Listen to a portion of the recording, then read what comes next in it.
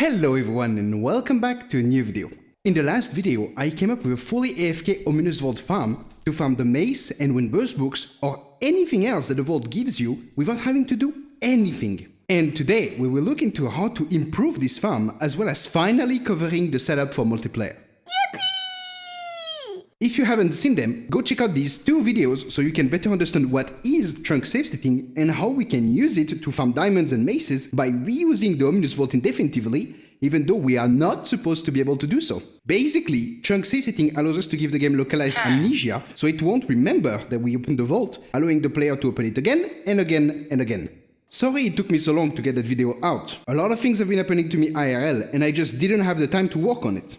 Hopefully this will be the last video about Ominous Vaults and I will be able to go back making videos on other farms or the survival series. Well, actually there's still the Ominous Key farm that I keep promising, but that's gonna have to wait because I already have 3 or 4 other farms that I want to make videos about before I go back to the keys. Anyways, let's focus on today's subject and we will begin by the farm improvements or add-ons that you might want to build regardless of if you play on a server or a single player world. So, first we'll actually start with a detail I forgot to mention in the other videos, rather than an actual improvement to the farm. If you build the key station of the farm in a different chunk than the one being safe-stated, like here, you will encounter this weird issue where the redstone will be stuck in this impossible state after using the farm once. That is because when you use the farm for the first time, this line of redstone will turn on to push you to the vault, and this one will turn off to send you back once you have used the vault. The thing is, when we unload both chunks, the non-safe stated chunk will save normally, saving the redstone in this new state. The safe stated chunk, however, will fail to save this and will revert to the previous state, causing a desync in the redstone power between the chunks. And the redstone will not realize that something is wrong unless it is updated, but there's currently nothing that will update it when the chunk gets loaded, so you are just sent back before you can interact with the vault. There is 2 ways to avoid this issue.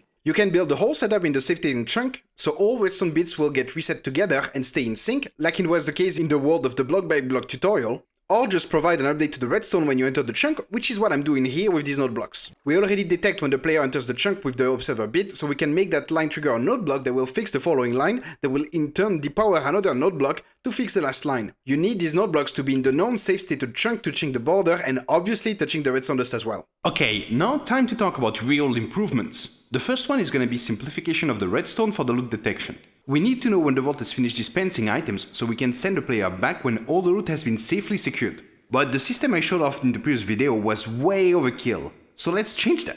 We can get rid of the observer and dropper and piston. We will only keep the comparator. Then we just feed that comparator into a block that will distribute the signal into 2 dusts and a 4-tick repeater. Then on one dust we add a 2-tick repeater and on the other one we have 2 4-tick repeater in order to make a 2, 4 and 8-tick pulse extender.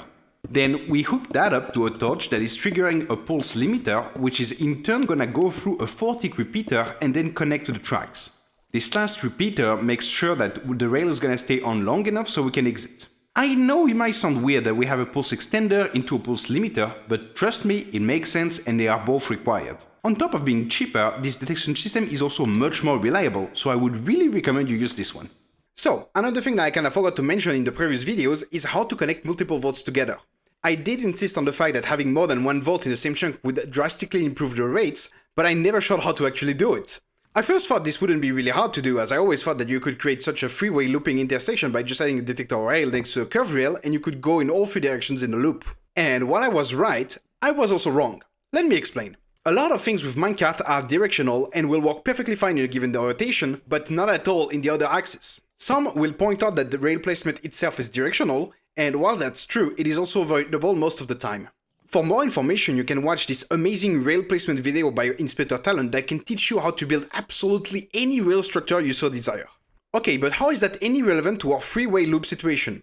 Well, depending on which way your vault is facing, the same intersection might or might not work. I have done extensive testing and found out how to ensure that you can build a simple design that will work no matter the rotation you want to build it in, as long as the minecart is occupied. The design is very simple. We have a regular T intersection with a curve rail in the middle, and a detector rail below the top of the T. Like I said, pretty simple, right? You just need to ensure you have at least 3 to 4 powered rails on every side to make sure the minecart has enough speed to properly pass the intersection. I have tested this to work in all orientation, and no matter where your entry point is, you will always do a full loop and go back to where you came from. But while all of these work exactly the same when you are riding the minecart, some will just not work with an empty minecart. This is due to the fact that minecart physics are actually quite complex and have different acceleration and deceleration values depending on if they have a passenger or not. For more information, please refer to this Things Better Talent video. As you can see here, the cart is seemingly triggering the detector rail while passing on the curve rail, and that switches the rail under the cart, sending it the other way. However, if I ride the cart, this does not happen. I assume that my added weight is preventing the cart to slow down fast enough to do a total reverse turn, and forces it to carry forward with its initial momentum. Feel free to correct me down in the comments if that's not what's happening here. In some orientation, you might need more powered rails to reach enough speed to prevent that sharp turn, even with a player. It also means that in some orientations, leaving the cart would result in it being stuck. I would just recommend to not leave the cart until it returns to its docking station, but if that's something you need to account for, just include a playerless cart that filtering system to get empty carts out of this infernal loop. So, to use multiple vaults, you will just slap the design between your minecart station and your first vault, and connect the second vault to the third leg of the tracks. And if you want to connect even more vaults, well, you just add another one between the first one and the second vault. For every vault, you'll have to copy the vault finished dispensing items detection system to trigger the minecart to go to the next one. Or if you want, you could also just detect when the first item has been pulled by the hopper for the first vaults and only have the full-on wait for the last vault, so that you start opening more vaults while the first ones are still ejecting items, which would be faster and thus yield better rates. For that, you'll just need a comparator reading from the first hopper that will turn on the rails for the first vault and the regular full system for the last vault. Also, don't forget to have an additional key dropper per vault, because the player will obviously need the key for every vault he needs to open. You don't need the full shebang of the minecart station, just a dropper that triggers when you reach the vault will do. Speaking of keys, while currently the farm will keep working until you run out of keys, it would be great if we can add an automatic key farm add-on to basically AFK forever.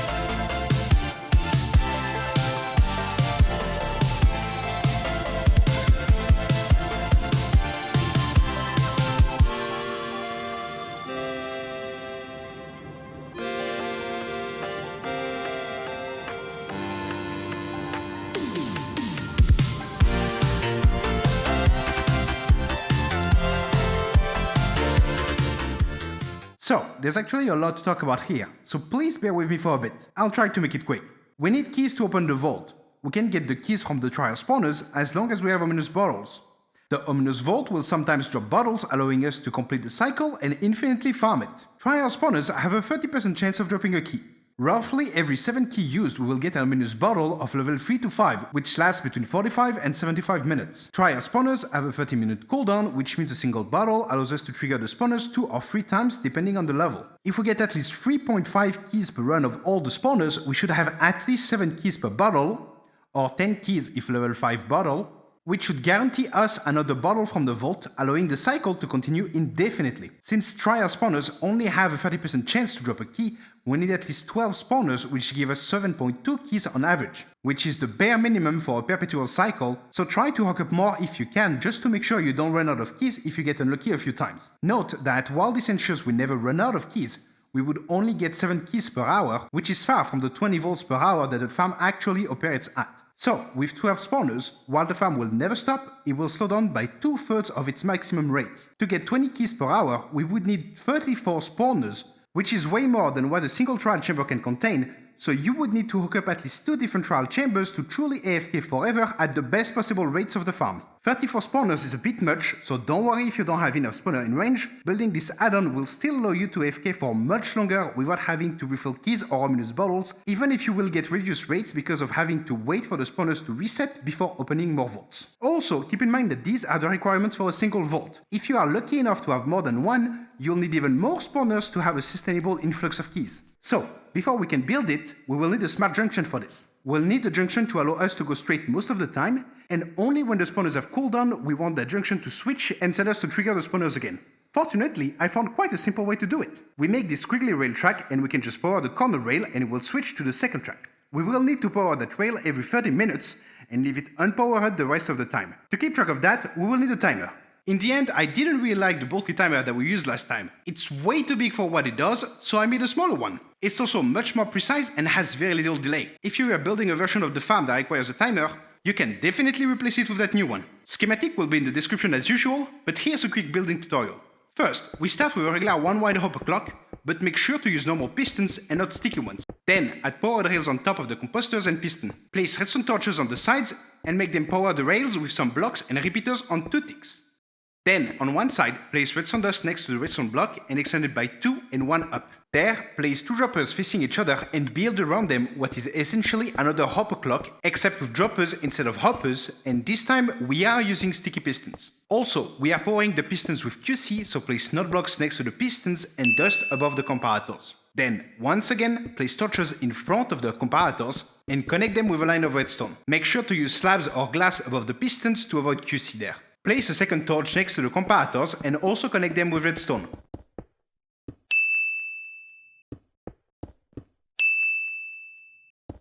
And use a repeater to power the torches of the first clock. Here we need a slab to support the redstone dust because we are gonna place a redstone torch below it and we don't want it powering that dust. We are also gonna connect these torches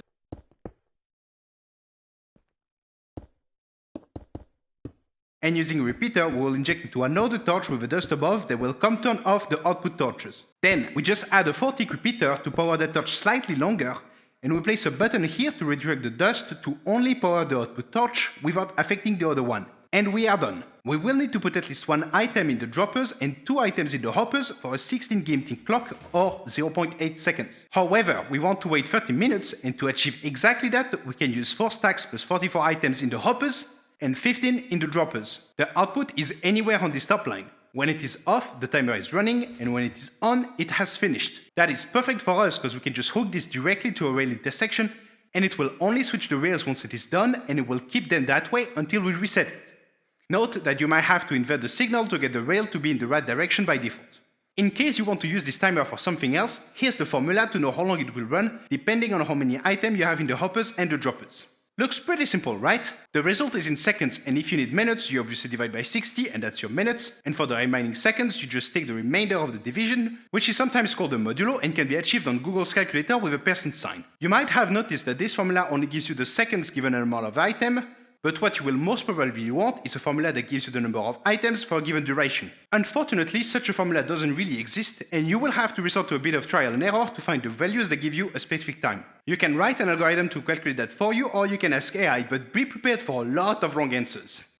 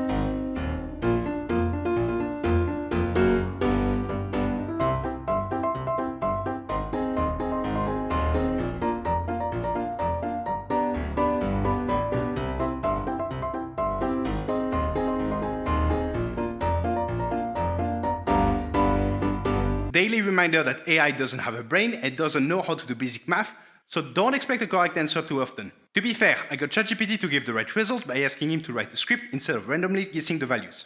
I'll leave the links to the GPT chats in the description so you can copy my prompts, but make sure to validate his answers. It should be pretty easy with the formula I gave you. I'll also leave the test word in the description where there is comment blocks to output the exact runtime so you can easily test how long a timer will last. Alright, back to our key farming. Now that we have the timer and the junction ready, all we need to do is add a fork where one path will be the way in and one path will be the way out. On the way out, we have a detector rail that will restart the 30-minute timer. Note that, to keep things simple, we restart the timer after we come back, and we are not checking that all spawners have finished spawning monsters. This means that it's possible that some spawners are not on cooldown yet, but given the length of my minecart track, I don't think it's going to be the case for me. But you might want to extend the timer by 1 or 2 minutes just to be sure.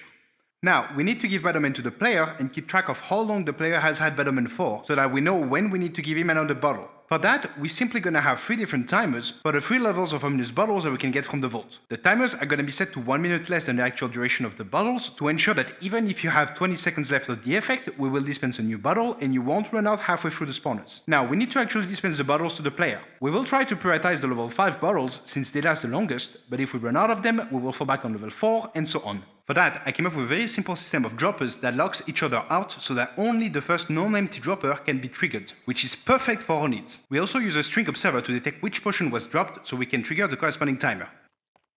Hi, Editor Hazard here. I believe that the system to handle all 3 potion duration might be overkill, since during my 50-hour plus testing, the stock of the level 5 potions never ran out. It was actually increasing, so you might be able to get away with only building the level 5 part of this whole system. You can try it, and in case you do run out, add the other levels of ominous bottles then.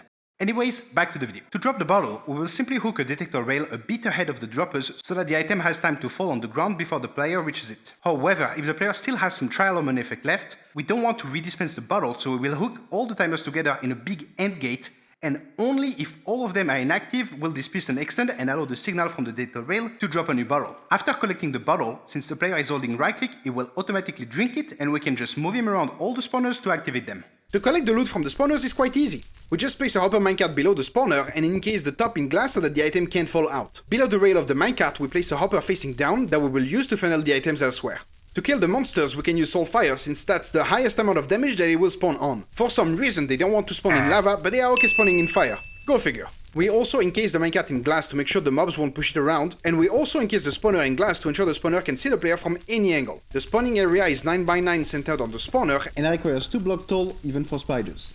Now we need to lay down rails that will pass in range of each spawner. I did not try to do a good job here since this is just a testing world, so I just put a line of rails above each spawner and connected all of them. You can definitely optimize this and find a straight line that would activate all the spawners at once. Just a friendly reminder that you should ensure no mob can spawn near the tracks or be able to attack you while you are on the tracks. Last thing you want is a creeper spawning on you and exploring parts of the farm. To be extra safe, you could ensure the player's track is fully encased in glass. This should ensure that the player can't be attacked while farming the spawners. After activating all spawners, we connect the rails to the return line of the clock, the one that will restart the clock that we talked about earlier. Now the player is free to go back to farming vaults until the 30-minute timer expires, after which it will be pulled back to retrigger all the spawners and the loop continues. Now we need to collect the loots from the spawners into a central location.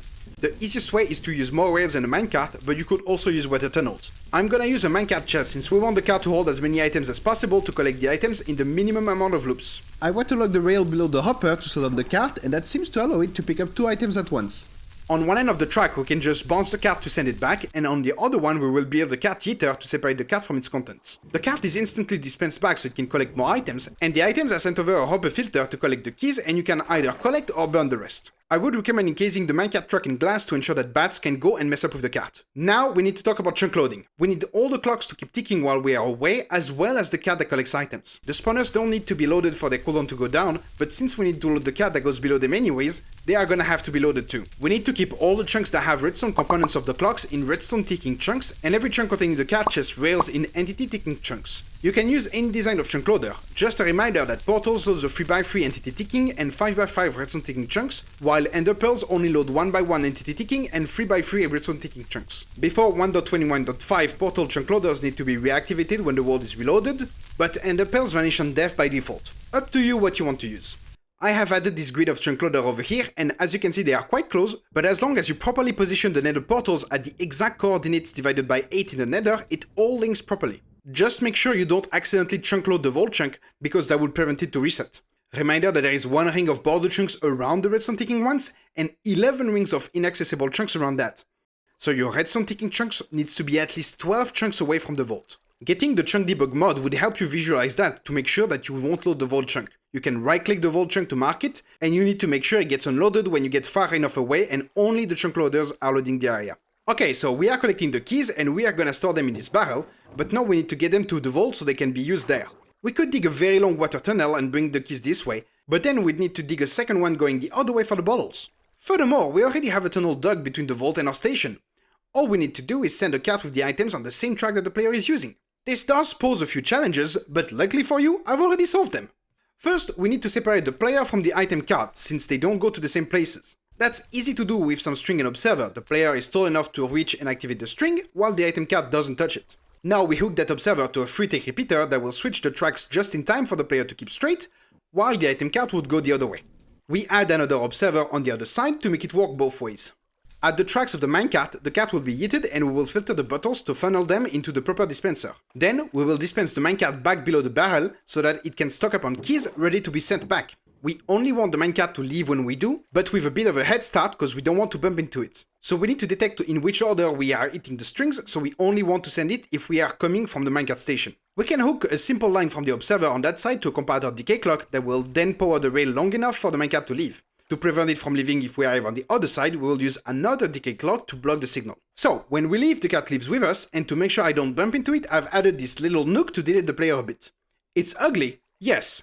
It could be solved by simply moving the cart and the barrel away, but it works. And I'm lazy. When we arrive at the vault, we have the same string system to separate the cart again, and yeet it to drop the keys into the storage barrel for the key dispenser. Now, we need to load that minecart with bottles before sending it back. I'm just instantly dispensing it and sending it to a loading station for the bottles. The rail will turn on only if the barrel is empty, so the cart will load up on any bottle and then leave instantly. In the meantime, the player will be opening the vaults and will catch up with it afterwards. To get the bottles into the barrel, we have a simple item sorter that separates the bottle from the rest of the vault loot and loads them into the barrel. And that's almost all there is to it. Since it's possible that we run out of keys if we are using them too quickly, we don't want the player to be stuck in front of the vault, we need to send him back. That's what this simple piston system does. If the dropper is empty, the rail will switch to a full block, which the player will just bounce against. When the dropper receives keys again, the pistons will switch back to open the path. We need these node blocks triggered with 1 tick of delay so the pistons can realize the other one is retracting and they have room to expand, otherwise they get stuck. And now that's everything. If you follow all these instructions, you will truly have an infinite AFK Ominous Vault farm. If you want to check it all out, this Vault download will be in the description. Okay, I know, this was a lot. So let's recap. In order to keep using the Vault farm forever, we built a trial spawner cooldown timer, an ominous bottle timer and dispensing station, an AFK trial spawner farm with as many spawners as we can find close by, an item sorter for the keys and the ominous bottles, and stations for the minecart that is gonna carry the bottles and the keys back and forth. Also a road stopper if we ever run out of keys. And now our farm can truly be used indefinitely. Alright, now we are gonna talk about what was probably requested the most. How to set up the farm on a server. But before that, I just want to get the attention of all of you who skipped ahead in the video. Yes, you. I understand you are eager to build the farm on a server, but you just missed a really good upgrade to the farm, so you can continue with the video if you want, but just know that you are missing out. Alright, so how is the server setup different than single player? Well, actually, it's the same. So why do I need to make a separate video? Well, the reason is if you just try to build it like if you were in single player, you will get locked out of your server. So, you know, kind of a big problem if you want to use the farm or something. The reason is that Minecraft's network protocol, which the game uses when you connect to a server, has a size limit when receiving a packet of data. If, for some reason, the client was to receive a ginormous packet from the server, that would cause an error and the client would disconnect from the server. The thing is, remember these big shulkers filled with special books that we are using to increase the size of the chunk? Well, turns out they are too big to be sent via the network protocol. So, anytime the server would try to send the box content to the client would disconnect. The reason why that's not a problem in single player is because while there is still the integrated server for single player, there is actually no networking involved. The communication between the server and the client is all in memory inside a single Java process on your computer. So, what are the situations where the server would send the box contents to the client? Well, first of all, the server doesn't send the content of a chest or a shulker placed in the vault. It only does so if you attempt to open it. As you can see, we instantly get kicked when attempting to open a field shulker or a chest containing field shulkers. So we are gonna have to find a way to fill the chest without opening them. But for some reason, the server will send the full data of the shulker in item form. Which means, if you try to break a shulker, or worse, a chest full of shulkers, you will get kicked instantly and you won't be able to come back while the item is sitting there. So we can't break shulkers and we'll need to find a way to protect against that if we do it by mistake. Lastly, the worst case scenario. You break a shulker while being too close to it, and when reconnecting, you picked it up. This is really bad because now every time the server tries to send your own inventory, it will send the shulker data with it, kicking you off the server. The problem with that is that the server always sends the full inventory, not just the hotbar, to the client as soon as they connect. Do you see the problem now? If we ever have such a shulker box in our inventory, we will not be able to log back into the server. It is also impossible for us to remove said shulker from our inventory because we will get kicked before our inventory can be loaded. This is very bad, so again, another thing that we will need to make sure cannot happen during our setup. Note that a full shulker is not even required for this to be an issue. If we have 8 stacks of books in our inventory, we can relog without problems, but if we have any more than that, we won't be able to. We don't get kicked right away and we can still play normally, but if we disconnect for any reason, we won't be able to log back in. Also, when the chunk is uncleverly loaded by a player logging in or by a nether portal, for instance, it will freeze the server during that time, and it might take too long to load the chunk since it's quite big, and you might get kicked because the server didn't respond in time. This would also kick any other online player. The issue is that if you get kicked while it's trying to load, it will unload the area before you can log back in, resulting in you getting stuck out of the server. Also, that can crash the server since the server is protected against getting stuck, so if it doesn't respond for more than 60 seconds, it will be forcefully crashed. This can be solved by having a friend loading the area by walking close to it, but again, not ideal, so we need a better solution for that.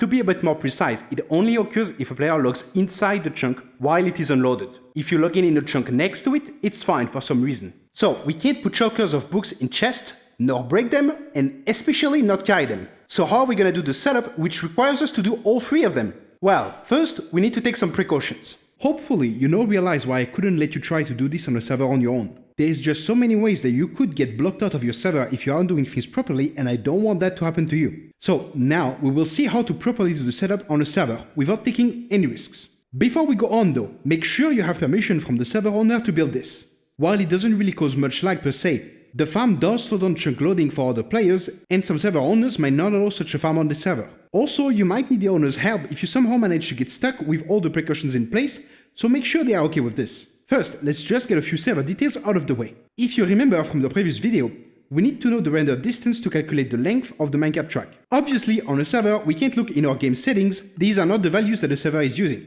You will find that the server has the exact same render and simulation distance in the server.property files, respectively view distance and simulation distance. Don't ask me why the server calls it view distance instead of render distance, just know that it's the same thing. Also, it would be kinda important to talk about which servers you can build this on. It will work for vanilla servers, as well as lightly modded Fabric or Forge servers, but it won't work on paper, for instance. The reason for that is that any complex farm that uses anything else than basic redstone has a good chance of not working on any modified server software. Modded servers are usually fine because they don't really change the code of the server, they just allow for additional code to be loaded on the server. However, if you install any mods that change how the game saves chunks, then it will probably break the farm. I also can't tell you if the farm will work with a given mod, as I don't have the time to test them all on the farm. So you'll have to test in a creative world first to see if it works with your mods. Same thing goes for different server software, I only tested vanilla, Fabric and paper. If you are using something else, you'll have to test yourself. Alright, on to the actual server setup. We will need the same resources as the original setup, except that we will replace the shulkers with barrels or chests. So please refer to these videos to know what materials to bring.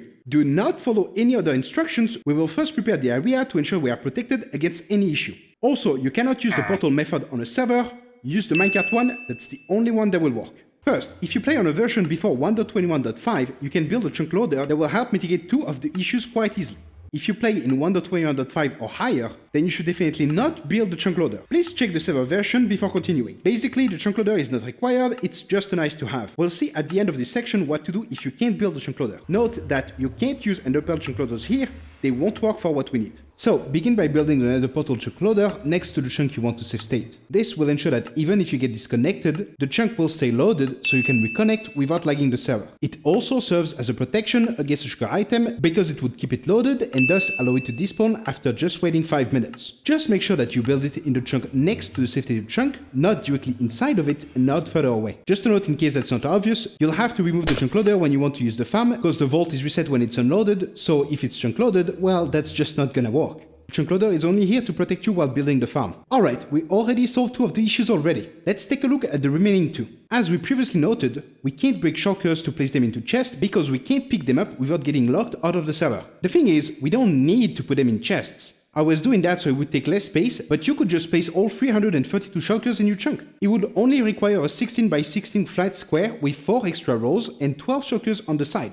For some reason, this also seemed to help the server load the chunk faster, so a lot of good reasons in favor of doing this over the chest method. And since we are placing them down, instead of shulkers, we can just use barrels since they are much cheaper to craft. While we don't have to break shulkers or barrels anymore, accidents can still happen, so you might want to build retainer walls around the chunk to ensure that loose items can escape into a neighboring chunk outside of the chunk loader range. Or you can just build 4 chunk loaders. It gets a little bit crowded in the nether, but it works just fine as long as they all have the same one level and have the exact coordinate divided by 8 or all have the exact same distance from their optimal coordinates. Okay, but how do we fill the barrels with books? While opening a filled barrel will kick you instantly, we don't get kicked while filling it with books because we are doing so gradually instead of all at once. However, that means that we can't exit the barrel halfway while filling it, or we won't be able to go back into it to finish it. So always have at least 2 stacks of books in your inventory before opening a barrel. If you forget or your internet breaks while filling a barrel, you will need to place a hopper to drain the barrel and try again from scratch. Also, reminder that a full stack of books is the exact same size as a single book, which is why we are spreading them in the barrel for them to take more space, so opening the hopper to get your books back is safe, because the hopper will always stack them together. Lastly, never, ever, under any circumstances, hold more than 8 stacks of books in your inventory. This obviously includes the original book to duplicate. Yes, it will require more round trips to the crafting table, but you don't want to take the risk of your connection randomly dropping for a second and disconnecting you with more than 8 stacks. To make sure this does not happen, fill your inventory when you reach the book step and only leave a slot for the original book and 7 empty ones for the duplicates. You can also use unstackable items like shears to ensure you can't make space by mistake. This is the most dangerous of all the issues, so please make sure you never allow even the slightest chance of holding more than 8 stacks of books. After that, you can follow the rest of the instructions normally by placing down the double chest with 2 books and the hoppers below and continue from there. Also, don't forget to remove the chunk loader once you are done building the farm. So, just to recapitulate, we don't have to break the shulkers to place them in chests, and we don't have to carry them either. We can also just use barrels since they are cheaper. We don't get kicked when we fill the barrel in one go. Building a nether chunk loader will ensure we can reconnect if we get disconnected, and if a creeper explodes and breaks some barrels, the item will despawn after 5 minutes. And by pre-filling our inventory, we can ensure that we can never carry more than 8 stacks of books. And once we have placed down the required barrels for the safe state, we can remove the chunk loader and build the rest of the farm normally. And that's it! That's all the issues addressed. Well, except one. You see, like I mentioned earlier, the server will crash if it takes more than 60 seconds to process a single tick. And a player logging in within the chunk will require the chunk to be loaded as part of the ticking process, so if that takes more than 60 seconds, the server will crash. Same thing when an entity tries to go from the nether to the overworld. It will need to load the overworld chunks in less than 60 seconds, or it will crash. Again, that's why we build the chunk loader beforehand, so that if we get disconnected, the area stays loaded and we can log back instantly. But what happens if the server restarts for any reason? Well, the chunk loader will have stopped, and when we log back in, the server will have to load the chunk in less than 30 seconds, or you will get disconnected. The thing is, loading the area for a split second isn't enough to restart the chunk loader. Sadly, I could not find a solution for this. So you will still need external help in the form of a friend that was far away from you, and ask him to load the area from the overworld. If he tries from the nether, there is a great chance he will get disconnected too. He just needs to get close enough to load the chunk, he should not step into it. So server restart or crashes are a thing you really want to look out for because, like I said, I couldn't find a way to protect against them. If they happen, you will need another player to load the chunk so that you can log back in. Same thing if you break a barrel in 1.25 and up. That friend will have to load the items for you. But how can they load it without getting kicked themselves? Well, he can lower his render distance to 2 chunks so that he can load the items without visually seeing them by having a smaller render distance than the server simulation distance. He'll need to make sure that he keeps at least 3 or even 4 chunks between himself and the items to be really sure he doesn't get kicked. So it might be useful to take notes of the chunk coordinates before building anything. You'll also need to figure out the server simulation distance to know how close he needs to get. Once it's in place, just wait 5 minutes. After 5 minutes, you can try logging in again and all should be good. So, make sure you have a friend available to help you if needed, and also make sure that they stay far away from the chunk. We don't want both of you to get stuck in it if the server decides to restart at the worst possible moment. I'm not happy about this because I really wanted to find a way not to have to rely on an extra player, but after spending way too much time on this problem, I decided that I should move on because people are waiting on this video, so I should just get it out even if it's not perfect. If you find ways to improve this, feel free to contact me. If you are practicing the setup in creative, which I highly recommend, or if you and all your friends somehow manage to get stuck, here are a few tips to help you get unstuck. If you break a barrel, you can despawn the items by relogging a few thousand times, since it will slowly tick the despawn timer every time you log into the server. To make it go faster, you can run /tick rate 10,000 in the server console, then try to log in 3 or 4 times and the item should have despawned. Don't forget to put it back to 20 after. You could use force load add to force load the chunk next to the safe stated chunk. It cannot be the chunk itself, which should allow you to relog without issues even after server restart. Force load expects its arguments in chunk coordinates, not block coordinates, so you will need to divide block coordinates by 16. Use force load remove when you don't need it anymore. It basically acts as a perma chunk loader that doesn't send entities through dimensions. If you pick up a shulker box with books, or if you had too many books in your inventory, you will need to use NBT editor to remove them from the server files. The file you are looking for is server folder, world folder, player data, UUID.dat. Look for the inventory tag, either delete it, which deletes your whole inventory, or open it and look for the inventory slots you want to delete to remove the shulker box or extra books. Or ask a friend with OP permissions to place on a repeating, always active command block with the following comment, and try to log in a few times. These are the only 2 ways to get out of this situation. So, like I said just before, in 1.21.5 and up, you will need a friend to act as a chunk loader when you need to reconnect or despawn items. The reason why we can't use a chunk loader is because Nether Portal will now load the area around them after server restart. While this is super cool in a lot of situations, it is bad for us. Remember that if an entity travels from the Nether to the overworld chunk needs to load in less than 60 seconds? Well, since Nether Portal chunk loaders require entity to go back and forth between the Nether and the overworld, when we reload the world, the chunk loader will send an entity into the Nether and back, which will instantly try to load the overworld chunks around the portal, and if it takes too long, you guessed it, server will crash. So in this case, a chunk loader would essentially become an instant server crash. Since the chunk loader is only here to help you reconnect if you disconnect in the chunk and to despawn book items, you don't really need it. If you need to reconnect after a server restart, the chunk loader won't help you there anyways, so you'll need a friend no matter what. So in 1.21.5, use the same friend to load the chunks so you can reconnect even if there was no server restart. Also, it seems like Mojang changed something in how the game saves chunks in 1.21.5, and you will need a few more books. I had to add 9 more books to this barrel for a total of 18 instead of just 9 originally.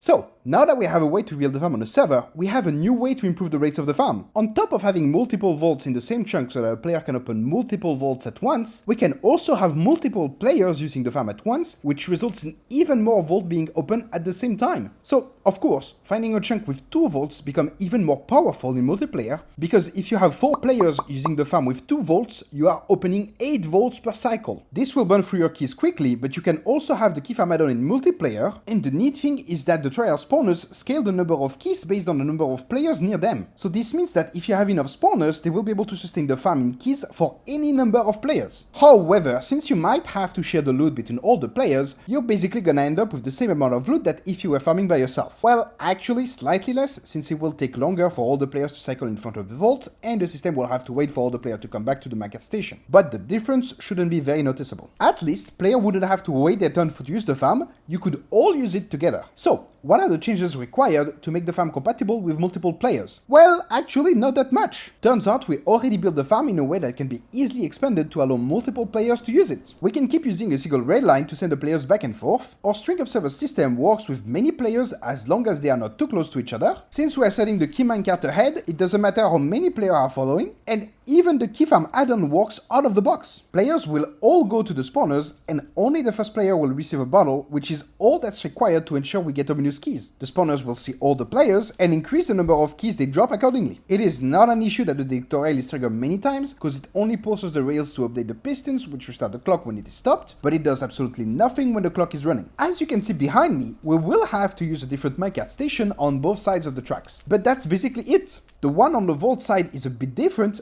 I'll go over that one in a bit. To make it easy to support as many players as needed, we are gonna store them vertically in this glass tube with ladders. The ladders are actually important, but also very weird. Minecarts completely ignore ladders and it doesn't break their fall, which is why we have these water sources every few blocks to ensure that players don't take fall damage. And yes, they also take fall damage when falling onto another player, so we need them all the way up. If you forget the water, you'll get an easy way to get the rare fell off a ladder death message. But for the farm, that's not really what we want. The reason we have the ladders is because they disable the collisions of the players. Despite being in a minecart, the players still have collisions, and without the ladders, the minecart would collide with the players' heads, taking more space to store them. As you can see though, the ladders don't disable the collision of the first player, but that's because his feet are actually all the way down inside his trapdoor, so technically he's not touching a ladder, hence why his collision is still enabled. But at least this allows us to only need about half a block of vertical space to store one player, instead of requiring 1.5 block per players, which is a pretty good improvement. Now, the water does pose an issue though. The players are gonna be waiting in this tube for a couple minutes, which means that they could drown. The only way to prevent this is to use a conduit. Make sure you position it so that you get the effect at every level. A beacon wouldn't save you, because it can only do regeneration 1, and even with resistance 2, that's not enough to cover the drawing damage. Note that you don't need a beacon at all to AFK this farm, because when sitting in a minecart, you don't lose hunger, and using keys or drinking ominous bottles also doesn't deplete hunger. If you don't want to use a conduit, you will have to find a different way to break the player's fall, or remove the water and use a beacon to regen them if they don't instantly die from the impact. Another solution could be to remove the water on lower levels when we detect that players have reached that point, but I don't have time to work on that now. Once the farm is started, the players will be sent with a bit of delay so that the string observer can handle them properly. The most important one is this one, which filters empty minecarts from players who stop using the farm and returns them to the storage. If you have the key farm add-on and the timer is expired, the players would go for a loop of the spawners before going to the vault. We have to add additional logic on the timer to ensure that players only go to the spawners after they have all returned to the station. A simple pulse extender will ensure that when the players are coming from the vault, we temporarily override the junction to force them to go to the minecart station first. Once they have all returned, the decay timer will send them back, and they will this time take the junction to the spawners. We don't need to change anything else. At the vault, we have to install another station to hold the players so that only one is opening the vault at a given time. Once again, we have a decay clock to detect when no more players are coming in. Then, we release the first player to go to the vault. We are also holding the minecart hopper until the last player has arrived to avoid players bumping into it. We still have the observer bit to give a key to the player, but we had to change the redstone a bit. In single player, we didn't have to worry about resetting this circuit since the chunk would be reset between every time we use the vault, but here the chunk is only reset after all the players have used the vault, so we need a redstone to self-reset after each player. Please forgive my spaghetti redstone. I didn't have much space and I was too lazy to make some. The idea stays the same as in single player. We wait for the player to touch the string, then enable the save state, and only once the save state is active do we open the vault, give them a key, and turn on the power rails. The difference is that while we don't need to re-enable the save state for the second player, we need to disable the rails and give them a key too. We still use the observer pulse to trigger the piston instantly, but now we also run it into a pulse extender that will trigger the dispenser and the rails. It gives us plenty of time to pass the rails while ensuring that it will be reset for the next player. Once the player uses the key on the vault, we wait for the item detection system, and when we are sending the player out, we also power this pulse limiter that will go and request another player to be sent to the vault. Now, if you have multiple vaults, then almost nothing changes, except that you need the full on-wait timer on every vault, or you can use the quick detection system for the first vaults, but you will need to only request a new player to open the vaults after the previous player has exited the last one to prevent collisions. I'm not exactly sure which one is the most efficient. If you go with the full on wait at each vault, you'll need to ensure that the wait is extended if the next vault is still ejecting items. To do that, we have this piston that will only extend when this timer is actually running, and we'll push the block to allow the next timer to extend this one. It is literally a line of redstone connecting the two, nothing crazy. Then, the last thing we need to talk about is empty key detection. I would recommend you just power the rail in front of the vault, because that's probably the easiest thing to do. We just leave some delay, because when the last key is dropped, we want to wait for the player to use it before we power the rail permanently. We also need to automatically call the next players, since they won't be called by the loot detection, since they won't be any loot. So we use the decay clock that would have dropped a key to send a pulse into this block that will only be extended if we run out of keys, and this goes to request a player to be released. We will get a signal from the loot detection for the last key though, so we need to disable it, which we can easily do by also powering the piston of the pulse limiter. And that's all the changes covered. As usual, the map will be in the description. Now we can accommodate multiple players in the farm, but we need to cover the instructions on how to use the new minecart stations. They are not hard to use, they just have a few rules that needs to be followed. To help coordinate when multiple players want to use the farm, we have this on-off lever that ensures that all the players will live together. Players get into the farm by hopping into this minecart and hitting the button. Empty minecarts will be returned to the storage when you stop using the farm. You can expand the minecart storage as much as you want. The last player to enter the farm needs to turn it on and then jump into his minecart without waiting too much. He does have plenty of time before the farm sends the other player without him, but if it takes too long, they will leave without him. The farm uses this instant refresh timer I made to make sure that all the players have returned to the station and the vault is unloaded before sending everybody back. If you want to AFK at the farm, but you missed the start, you have to first turn the farm off, wait for all the players to arrive at the station, and only then can you turn it back on, hop into your minecart and add yourself to the queue. It is very important that you don't attempt to join the farm if it is already running and the players have left the station, because you are very likely to bump into other players on the minecart track and that will be a big pain to fix. You will for sure ruin everyone else's AFK session, so please follow the procedure. Same thing when you want to leave the AFK session. It is not safe to dismount anywhere in the track except at the minecart station. It only takes a couple minutes for your cat to return to the station, so just be patient if you missed it. You can dismount anywhere near the on-off lever if you are quick, or you can also just dismount when you are in the ladder part. Just climb the ladder all the way up and you can safely get down this way. Your minecart will be separated and sent into the collection system. Try not to dismount into the bubble column because you might block all the minecart and cause a big mess. If you do by mistake, just exit as soon as possible from this emergency exit. I would like to foolproof the exit a bit more, but I'm afraid it would get really complicated. Again, as long as you stay in the minecart until you reach the ladder and climb the ladder up, you shouldn't run into any issues. You might want to redirect every player of your server to this video before they use the farm, just to make sure they don't misuse it, but once they know how to use it, it should be pretty easy. Getting into the farm properly is the first step, but that's not enough to go AFK just yet. The players need to wait to reach the vault once, so they can align themselves with the vault and enable the auto clicker or using the F3+T trick to hold right click. Once that is done, they need to make sure to not move their mouse in any way, and if they have the pause on lost focus disabled, they can safely alt tab to a different window. Once they are on a different window, mouse movement will not affect the game anymore. And it is finally at this point that they can safely leave the computer, knowing that they will come back to a bunch of loot. Once again, they have to be pretty quick to do all that. Once they are in the vault room, they should be ready to find the angle to look at the vault and enable the right click. I would also like to improve this step so that players can align themselves in advance at the minecart station, for instance, so they don't have to wait to reach the vault to do so, and also they would have more time to find the right angle. They do have a bit of time, they don't need to be super quick, but they don't have a lot. You can increase the time they have by changing this lectern at the station to a higher page number. Note that this will increase the waiting time between each reset of the vault, making the farm a bit slower. The reason that there is this time constraint to be set up is because we need to ensure that players are only going in a single direction on the minecart track. Which means that when we are sending the players to the vault, we need to make sure that they all have returned, and vice versa. The way we know if all the players have returned is with this decay timer that is refreshed every time a player passes on this detector rail.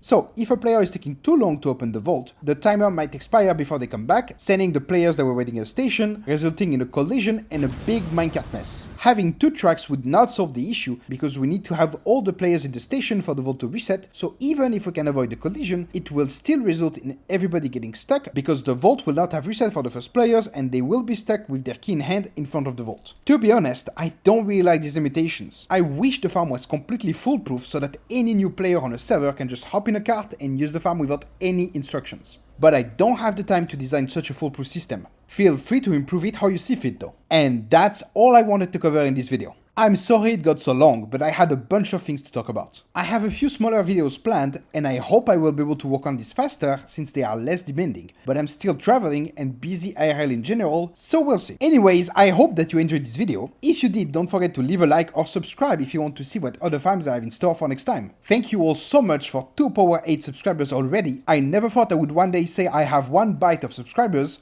but here we are. Can't wait to see what the future has in store for us. I wish you all a good day, and I'll see you in the next video. Goodbye!